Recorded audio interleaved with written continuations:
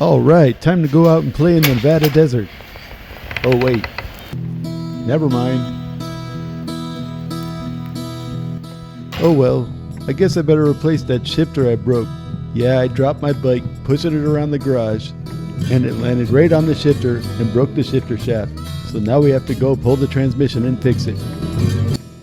I'll start by removing the brake assembly.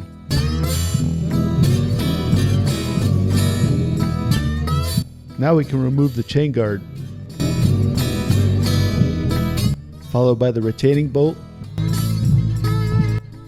and the sprocket nut. Alright, this side's all clear. Let's go to the primary side. I already removed the shifter, but we still have to take off the foot peg.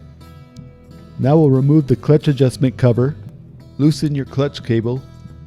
Be sure not to lose the spring when you pull this off. Now pull out the adjustment retainer, then unscrew the adjuster. It's reverse thread.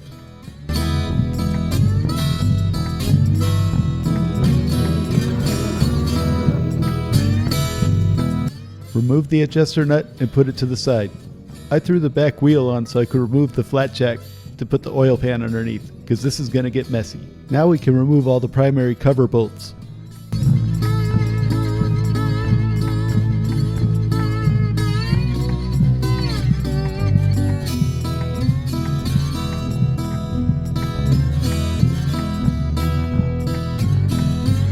There's also one nut in the front.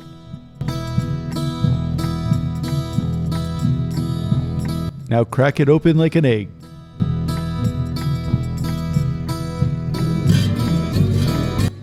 After I let it drain for a few minutes, we'll pull it the rest of the way off.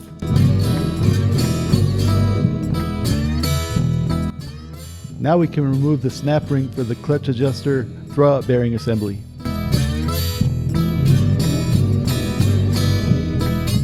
Underneath there's another snap ring that holds on the clutch basket. This is the only thing holding the clutch on. Newer models have a nut there. Now using a piece of flat stock, we can jam the sprockets together so we can get the pinion nut off.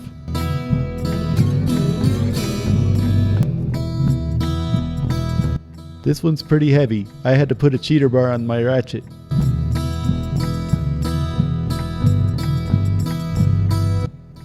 No problem. Now just pull the assembly straight off. Now we can remove the chain tensioner. Next we can pull the stator.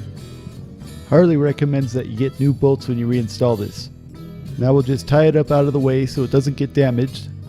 Now we can loosen all the bolts on the transmission door. This transmission door does have pry points, but I don't have any pry bars, so I'm going to knock it out the old way with a rubber mallet. Don't go crazy, we just want to knock it loose from the dowels. Now carefully pull it out. There's a lot of things that can fall off. Well, here's the whole reason we went in here. This is actually designed as a fail point, so when you drop your bike it doesn't damage your transmission. Well, it worked. Now I'll grease all the bearings inside the case. The nice thing about these models is they use a cage bearing for the final drive. The older style had loose roller bearings that you had to set manually. This was a great design improvement. And now a brand new shifter shaft. This ball end goes right in the shift pawl. Now you have to hold the whole thing together and fish everything in. There's 4 different shafts that have to line up behind this. Be sure to constantly check that your drive shaft is free. Now I'm not kidding you, the factory says to beat it on with a hammer. A soft dead blow hammer to be specific. And constantly check to make sure the drive shaft is free. If it doesn't go down pretty easy, something's hung up and you might have to start over. Now we can bolt down the transmission door. The shortest bolt goes in this hole. The other 3 are the same size. Now snug it down, constantly checking the drive shaft. Then use a torque wrench, because the one thing you don't want to do is strip out one of these.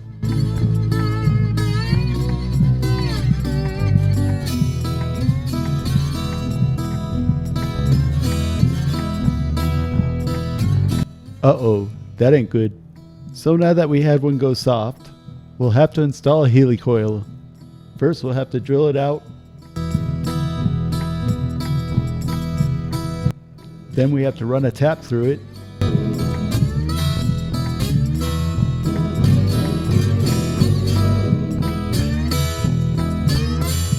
And finally our thread insert.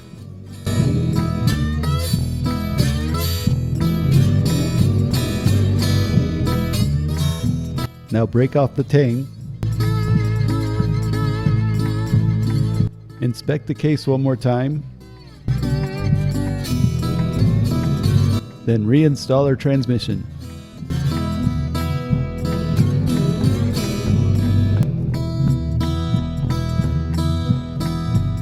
I don't like the feel of this, so I'm going to pull it back out and start over. This time there was some separation. Just stack it back together and give it another go.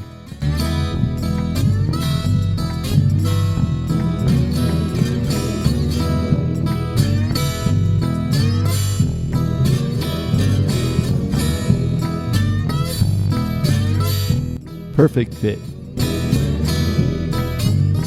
Alright, let's try this again. This time I'm going to use my beam torque wrench. This way I can see in real time how tight it is. This is really the best way to do it on these old aluminum cases. Now we can reinstall our stator with the new bolts.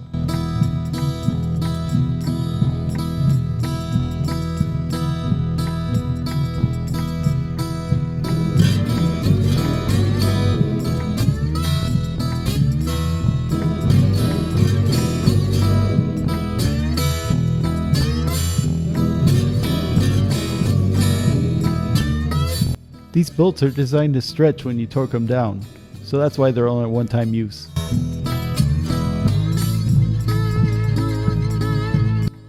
Now we can slide on our primary assembly.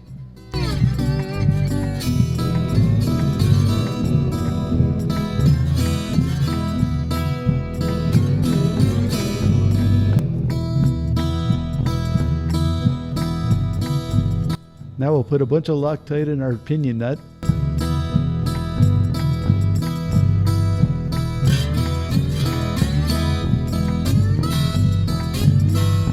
Install our primary jammer tool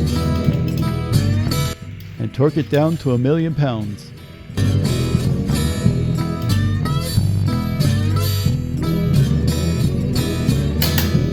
There it is.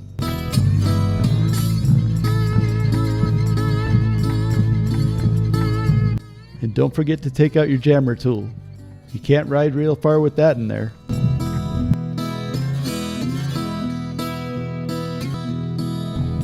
Now we can install our chain tensioner.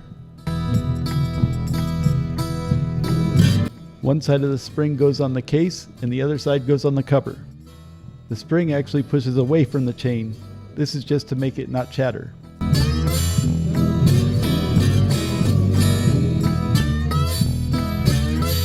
And don't forget the washer.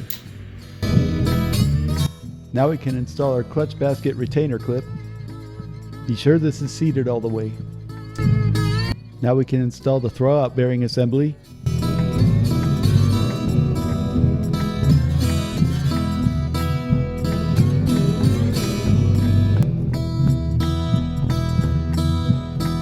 Now we can throw on our new primary gasket. And don't forget the gasket on the peg mount. And again, don't forget the washer. Make sure your primary chain adjustment is all the way out. Now we're ready to slide it on. You'll have to watch the spring, the gasket, the foot shaft, and the shift shaft.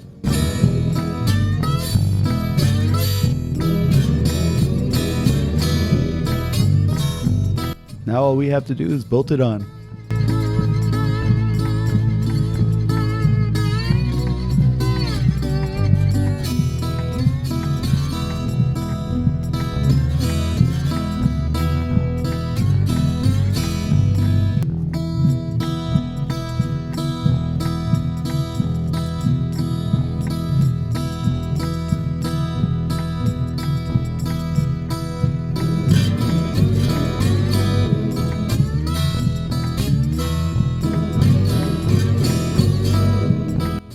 Now is a good time to adjust our primary chain.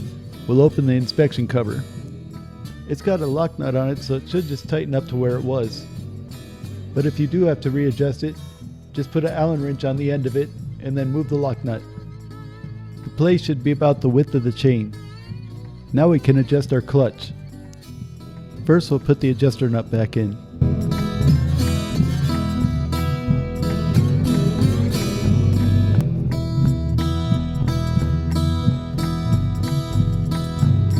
Now we'll squeeze the clutch lever a couple times to seat the ball and ramp. Now turn it all the way down and back 1/4 turn. This is pretty much the same on all Sportsters. Now install the retainer followed by the spring. Now we can close up our clutch.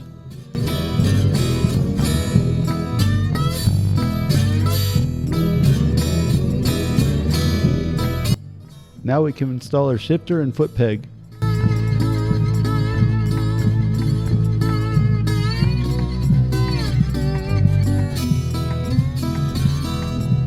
Reinstall the sprocket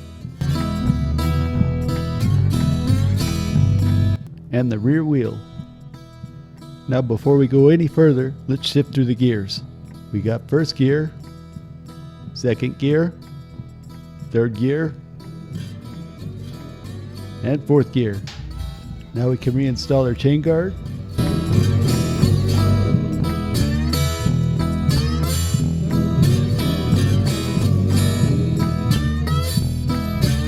Followed by the brake assembly.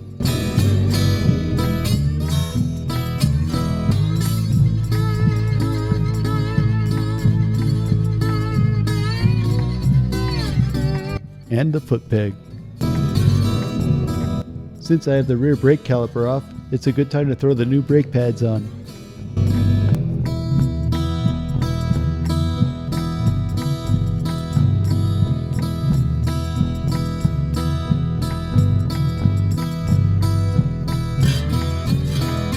Don't forget the anti-chatter spring.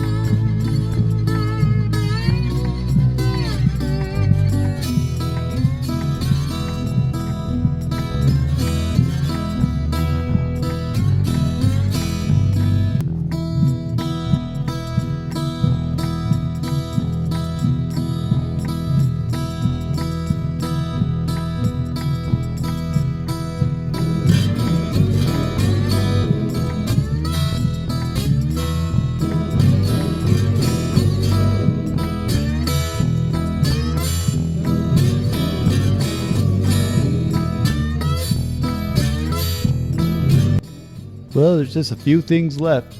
We should have this thing on the road in the next video.